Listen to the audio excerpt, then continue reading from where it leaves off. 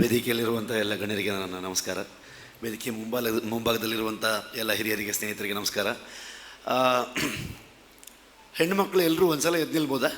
ಬರೀ ಹೆಣ್ಣುಮಕ್ಕಳು ಮಾತ್ರ, ಹೆಂಗಸರು, ಮಹಿಳೆಯರು ದಯವಿಟ್ಟು ಒಂದು ಸಲ ಪ್ಲೀಸ್ ಎಲ್ಲ ಸೇರಿ ಅವರಿಬ್ಬರಿಗೊಂದು ದೃಷ್ಟಿ ತೆಗೀರಿ ಅಲ್ಲ ಅಂತ, ಎಲ್ಲ ಒಟ್ಟಿಗೆ ಅಲ್ಲ ತೆಗಿಬೇಕು. ಕೆಲವರು ಸುಮ್ಮನೆ ಇದ್ದಾರಲ್ಲಿ. ನಾನು ಬಂದ ತಕ್ಷಣ ಸರ್ ಹೇಳಿದ್ದಾರೆ, ಈ ಕಡೆ ಬಂದು ನೋಡ್ತೀನಿ ನಾನು, ಅಂಥ ಚಂದದ ಕ್ಯೂಟ್ ಆಗಿರುವಂಥ ಜೋಡಿ ಕೂತಿದ್ದಾರಲ್ಲಿ. ನಾನು ಹೇಳಿದೆ ದೃಷ್ಟಿ ಆಗುತ್ತೆ ಸರ್, ಗ್ಯಾರಂಟಿ, ದೃಷ್ಟಿ ತೆಗಿಸ್ಬೇಕು ಯಾರ ಹತ್ರ ಹೇಳಿ ಅಂತ ಅಂದ್ಕೊಂಡು.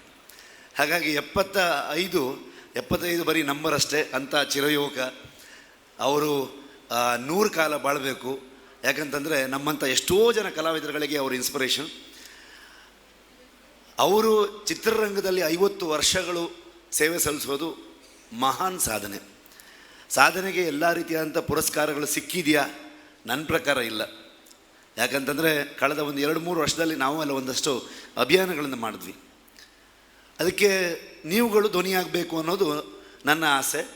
ಇಲ್ಲಿ ಬೇರೆ ಬೇರೆ ರಾಜಕೀಯ ಪಕ್ಷಗಳಾಗ್ಬೋದು, ರಾಜಕೀಯ ಧುರೀಣರಾಗ್ಬೋದು, ಎಲ್ಲರೂ ಕೂಡ ಸೇರಿದ್ದೀವಿ ಇಲ್ಲಿ.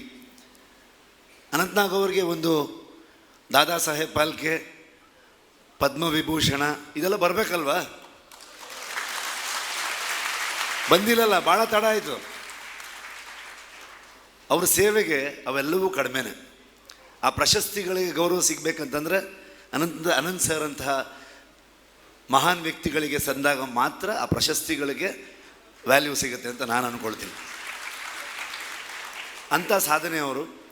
ಯಾಕಂತಂದರೆ ಆಲ್ರೆಡಿ ಕಾವೂರವರು ಹೇಳಿದ್ರು, ಮನೋರಣ್ಣ ಎಲ್ಲರೂ ಹೇಳ್ತಾಯಿದ್ರು, ಸರ್ಕಾರಿ ಹಿರಿಯ ಪ್ರಾಥಮಿಕ ಶಾಲೆ ಯಾವುದೇ ಕೆಲಸ ಮಾಡಿ ಅದಕ್ಕೆ ಸಾರ್ಥಕತೆ ಸಿಗೋದು ಯಾವಾಗ ಅಂತಂದರೆ ಸಮಾಜದಲ್ಲಿ ಒಂದು ಪರಿವರ್ತನೆ ಆದಾಗ. ಪರಿವರ್ತನೆ ಆಗಲಿಕ್ಕೆ ಅಂಥದ್ದೊಂದು ಧ್ವನಿ ಬೇಕು, ಅಂಥದ್ದೊಂದು ವ್ಯಕ್ತಿತ್ವ ಬೇಕು. ಹಾಗಾಗಿ ನನಗೆ ಎಲ್ಲ ಹೇಳ್ತಾಯಿದ್ರು, ಕಿರಿಕ್ ಪಾರ್ಟಿ ಆದ ತಕ್ಷಣ ದೊಡ್ಡ ದೊಡ್ಡ ಹೀರೋಗಳು ಡೇಟ್ ಇತ್ತು ಮಾರೆ, ನೀನು ಯಾಕೆ ಮಕ್ಕಳು ಫಿಲ್ ಮಾಡ್ತಿದ್ಯಾ ಅಂತ. ಇನ್ಫ್ಯಾಕ್ಟ್ ಸರ್, ನಿಮ್ಮನ್ನು ನೋಡೋದಕ್ಕೆ ನಮ್ಮ ಇಡೀ ಸರ್ಕಾರಿ ತಂಡ ಬಂದಿರೋ, ಒಂದು ಸಲ ಅಲ್ಲಿಂದಲ್ಲಿ ಎದ್ದಿಲ್ರ? ಹಾಂ, ಎಲ್ಲ ನಮ್ಮ ಸರ್ಕಾರಿ ತಂಡದವರೆಲ್ಲ ಬಂದಿದ್ದಾರೆ. ಮಕ್ಕಳೆಲ್ಲ ದೊಡ್ಡವರಾಗ್ಬಿಟ್ಟಿದ್ದಾರೆ ಸರ್. ಸೊ ಹಾಗಾಗಿ ಸರ್ಕಾರಿ ಮಾಡಿದಾಗ ಸುಮಾರು ಜನ ಹೇಳಿದ್ರು, ದೊಡ್ಡ ದೊಡ್ಡ ಹೀರೋಗಳು ಡೇಟ್ ಕೊಡ್ತಿದ್ರು, ಅವ್ರ ಜೊತೆ ಸಿನಿಮಾ ಮಾಡುವಂಥ. ನಾನಿಲ್ಲ, ಎಲ್ಲ ಮಕ್ಕಳಿದ್ದಾರೆ, ಅದಕ್ಕೆಲ್ಲ ಮೀರಿ ನನ್ನ ಹತ್ರ ಒಬ್ಬರು ಮೆಗಾ ಸೂಪರ್ ಸ್ಟಾರ್ ಇದ್ದಾರೆ. ಯಾರಂದರೆ ಅನಂತನಾಗ್ ಅವರು ಅಂತ. ಸೊ ಅವ್ರು ಇಡೀ ಫಿಲ್ಮಲ್ಲೂ ಬರೋದಿಲ್ಲ. ಅವ್ರು ಕಾಣಿಸ್ಕೊಳ್ಳೋದು ಸೆಕೆಂಡ್ ಹಾಫ್ ಶುರುವಾಗಿ ಸ್ವಲ್ಪ ಹೊತ್ತು ಆದಮೇಲೆ ಬರ್ತಾರೆ. ನಮಗೆ ಹುಡುಗಾಟಿಗೆ ಸಿನಿಮಾ ಮಾಡಬೇಕು, 3ನೇ ಸಿನಿಮಾ ಡೈರೆಕ್ಷನ್ ಮಾಡ್ತಾಯಿದ್ದೀನಿ, ಒಂದು ಜೋಶ್ ಇರುತ್ತಲ್ಲ. ಬೆಳಿಗ್ಗೆ ಇಲ್ಲಿ ಯೂನಿವರ್ಸಿಟಿ ಕಾಲೇಜಲ್ಲಿ ಶೂಟಿಂಗ್ ಎಲ್ಲ ವ್ಯವಸ್ಥೆಗಳು ಮಾಡಿಕೊಂಡು ಕ್ಲೈಮ್ಯಾಕ್ಸ್ ಸೀಕ್ವೆನ್ಸ್ ಶೂಟ್ ಮಾಡ್ತಾಯಿದ್ವಿ. ಈ ಡೈರೆಕ್ಷನ್ ಡಿಪಾರ್ಟ್ಮೆಂಟ್ ಅವ್ರ ಹತ್ರ ಈ ನಮ್ಮ ಪ್ರಕಾಶ್ ತುಮ್ಮಿನಾಡೋರು ಒಂದು ಬೈಕ್ ಡೆಲಿವರಿ ಇತ್ತಂತ ಹೇಳಿ ಅಡ್ಜಸ್ಟ್ಮೆಂಟ್ ಮಾಡಿ ಒಂದು 2 hours ಲೇಟ್ ಮಾಡಿದ್ರು. ಆಗ ಬಂದಂಥ, ಅದಕ್ಕೆ ಪ್ರಕಾಶ್ ಅಣ್ಣಂಗೂ ಒಂದು ಥ್ಯಾಂಕ್ಸ್ ಹೇಳ್ತೀನಿ ನಾನು, ಆಗ ಬಂದಂಥ ಐಡಿಯಾ, ಇದನ್ನು ಒಂದೇ ಶಾರ್ಟಲ್ಲಿ ಮಾಡಿದ್ರೆ ಹೇಗೆ ಅಂತ. 15-16 ನಿಮಿಷಗಳ ಕಾಲ ಸಿನಿಮಾಗೆ ಬೇಕಾದ ರೀತಿಯಲ್ಲಿ ಅಭಿನಯ ಮಾಡೋದಿದೆಯಲ್ವ, ಅದು ತುಂಬ ಕಷ್ಟ. ನನ್ನ ಕ್ಯಾಮ್ರಾಮನ್ ವೆಂಕಟೇಶ್ ಅಂಗುರಾಜ್ ಅವರು ಒಂದು ಮಾತು ಹೇಳಿದ್ರು, ನಾವೆಲ್ಲ ಮಾಡಿಬಿಡ್ತೀವಿ, ಫಸ್ಟು ಒಪ್ಪಬೇಕಾಗಿದ್ದು ಅನಂತ್ ಸರ್ ಅವರು ಅಷ್ಟು ಎಕ್ಸ್ಪ್ರೆಷನ್ಗಳನ್ನು ಕೊಟ್ಟು, ಅಷ್ಟು ಅಭಿನಯ ಮಾಡಿ, ಆ ಇಮೋಷನ್ಸ್ ಅಷ್ಟನ್ನು ತಂದು, ಆ ಎನರ್ಜಿಯನ್ನು ಉಳಿಸ್ಕೊಂಡು, ಆ ಕ್ಯಾಮ್ರಾ ಮೂಮೆಂಟ್ ಬೇಕಾದಾಗೆ ಸುಮಾರು ಒಂದು ಇಷ್ಟು ದೊಡ್ಡ ಜಾಗ ಅದು. ಅಲ್ಲಿಂದ ಬರ್ತಾರೆ, ಅಲ್ಲಿಂದ ಬಂದು ಓಡಾಡಿ ಕಂಪ್ಲೀಟ್ಲಿ ಬಂದು ಕೊನೆಗೆ ನಮ್ಮ ಜಡ್ಜು ಕೂಡ ಇಲ್ಲೇ ಇದ್ದಾರೆ. ಸೊ ಇದನ್ನು ಸೀದಾ ಬಂದು ನಾನು ಸರ್ ಹತ್ರ ಹೋಗಿ ಹೇಳಿದೆ. 12 ಪೇಜ್ ಇತ್ತದು ಕ್ಲೈಮ್ಯಾಕ್ಸ್ ಸೀಕ್ವೆನ್ಸ್ ಬರೆದಿರೋದು. ಹೇಳಿದ ತಕ್ಷಣ ಅನಂತ್ ಸರ್ ಒಂದು ಮಾತು ಹೇಳಿದ್ರು, ಇದು ನಮಗೆ ಇನ್ಸ್ಪಿರೇಷನ್. ನಾನು ನಾಟಕ ಮಾಡಬೇಕಾದ್ರೆ ಶಂಕರ್ ಸರ್ ಡೈರೆಕ್ಟ್ ಮಾಡ್ತಿದ್ರಂತೆ. ಆಗ ಅನಂತ್ ಸರ್ಗೆ ಅಂಥದ್ದು ಒಂದು 35 ಪೇಜು, 25 ಪೇಜು, 40 ಪೇಜು, ಈ ಪೇಜ್ಗಟ್ಟಲೆ ಮೊನೋಲಾಗ್ಗಳಿತ್ತು. ಒಂದೇ ಸಮನಾಗಿ ಅವರು ಅದನ್ನು ಕಂಟಿನ್ಯೂಸ್ಲಿ ಅದನ್ನು ಆ್ಯಕ್ಟ್ ಮಾಡ್ತಾ ಹೋಗಬೇಕಾಗಿತ್ತಂತ. ನನಗೆ ಇವೆಲ್ಲ ಭಾಳ ಖುಷಿಯಾಗುತ್ತೆ, ರಿಷಬ್ ಮಾಡೋಣ ಅಂತ ಅಂದ್ಕೊಂಡು ಅಂದರು ಅವರು. ಅನಂತ್ ಸರ್ ಹೇಳಿದ್ಮೇಲೆ ಇನ್ನೇನು. ಸೊ ಹಾಗಾಗಿ ಯಾರಾದರೂ ಅವ್ರನ್ನ 75 ನಂಬಕ್ಕಾಗತ್ತಾ ಹೇಳಿ? ನಂಬಕ್ಕಾಗತ್ತಾ?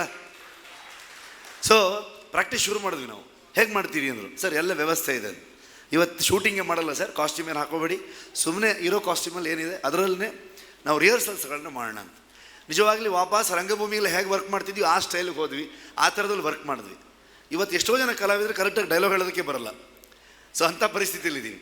ಆದರೆ ಪ್ರಾಕ್ಟೀಸ್ ಮಾಡ್ತಾ ಸುಮಾರು ಅವರು ಆ ಎನರ್ಜಿ, ನಾನು ಹೇಳೋದು 18 ಸಲ ನಾವು ಪ್ರಾಕ್ಟೀಸ್ ಮಾಡಿದ್ದೀವಿ. ಇಡೀ ಫುಲ್ ಟೇಕನ್ನು 3 ಬಾರಿ ಮಾಡಿದ್ದೀವಿ. ನಮ್ಮ ಸೆಬಾಸ್ಟಿಯನ್ ಕ್ಯಾರೆಕ್ಟರ್ ಮಾಡಿರೋರು ಇಲ್ಲಿದ್ದಾರೆ, ರಾಧಾಕೃಷ್ಣ ಅಂತ. ಅನಂತ್ ಸರ್ ತುಂಬ ಅದ್ಭುತವಾಗಿ ಆ್ಯಕ್ಟ್ ಮಾಡ್ತಾರೆ, ಸೆಕೆಂಡ್ ಟೇಕ್ ಆಗ್ತಾಯಿತ್ತು.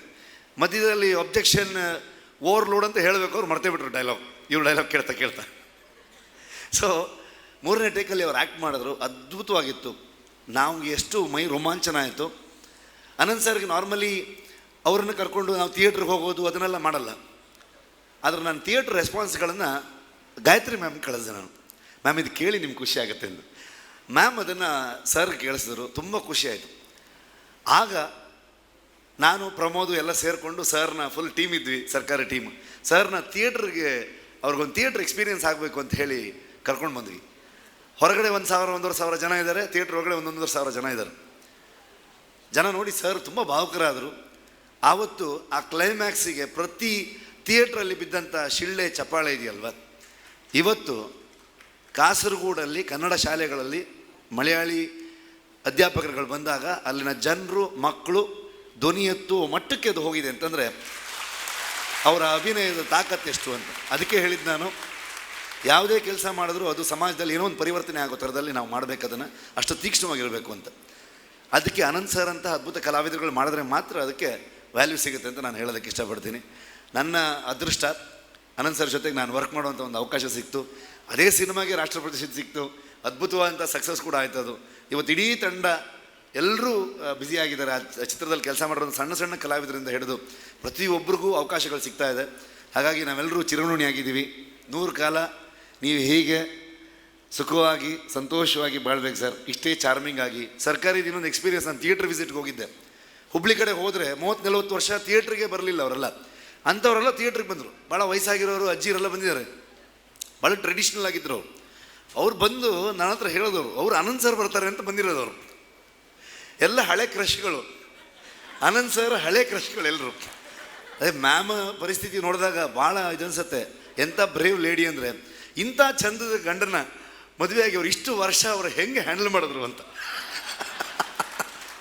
ಹೌದಲ್ವಾ ಸರ್? ನಾನಂತ ಎಕ್ಸ್ಪೀರಿಯೆನ್ಸ್ ಮಾಡಿದೆ. ಬಂದಿರೋಂಥ ಎಲ್ಲ 70 ವರ್ಷ 80 ವರ್ಷದ ಅಜ್ಜಿಯರೆಲ್ಲ ಫುಲ್ ಫ್ಯಾನ್ಸೇ. ಯಾವಾಗ ಅದೇ ಈಗ ಅಣ್ಣ ಹಾಡಿದ್ರಲ್ಲ, ಆ ಹಾಡುಗಳನ್ನು ಇನ್ಸ್ಪೈರ್ ಆಗಿ ಇದಂಥ ಫ್ಯಾನ್ಸ್ಗಳೇ ಅವರೆಲ್ಲ. ಅಷ್ಟು ಇಂಥ ಒಂದು ಚಿರಯೋಗ ಹೀಗೆ ನಮ್ಮ ಚಿತ್ರರಂಗಕ್ಕೆ, ಭಾರತೀಯ ಚಿತ್ರರಂಗಕ್ಕೆ ನಿಮ್ಮ ಕೊಡುಗೆ ಇನ್ನೂ ಮುಂದುವರಲಿ ಸರ್. ಇನ್ನೂ 75 ಚಿತ್ರರಂಗದಲ್ಲಾಗಲಿ 100 ಕಾಲ ಸುಖ ಶಾಂತಿಯಿಂದ ನೀವು ಬಾಳಲಿ ಅಂತ ನಾನು ಆ ದೇವ್ರ ಹತ್ರ ಬೇಡ್ಕೊಳ್ತೀನಿ. Advance happy birthday sir. ನನಗೆ ಇದು ಸ್ವಲ್ಪ ಲೆಂತ್ ಆಯಿತು ಮಾತಾಡಿದ್ದು ಮನೋಹರಣ್ಣ, ಇನ್ನು ತಕ್ಕಂತ ಮುಗಿಸ್ತೀನಿ ನಾನು. ಸನ್ಮಾನ ಮಾಡಿದ್ರೆ ಹೀಗೆ ಮಾಡಬೇಕು. ನಮ್ಮ ಇಡೀ ಕಲ್ಚರ್ನ, ನಮ್ಮ ಟ್ರೆಡಿಷನ್ನ, ನಮ್ಮ ಆಚಾರ ವಿಚಾರ ಎಲ್ಲವನ್ನು ಒಂದು ಪಲ್ಲಕ್ಕಿ ಮೇಲೆ ತಂದು ಆ ಹೂಮಳೆಯಿಂದ ಹಿಡಿದು ಪ್ರತಿಯೊಂದು ಕೂಡ ಅಕ್ಕಿ ಮುಡಿ, ನಾವು ಕುಂದಾಪುರದಲ್ಲಿ ಅಕ್ಕಿ ಮುಡಿ ಅಂತೀವಿ.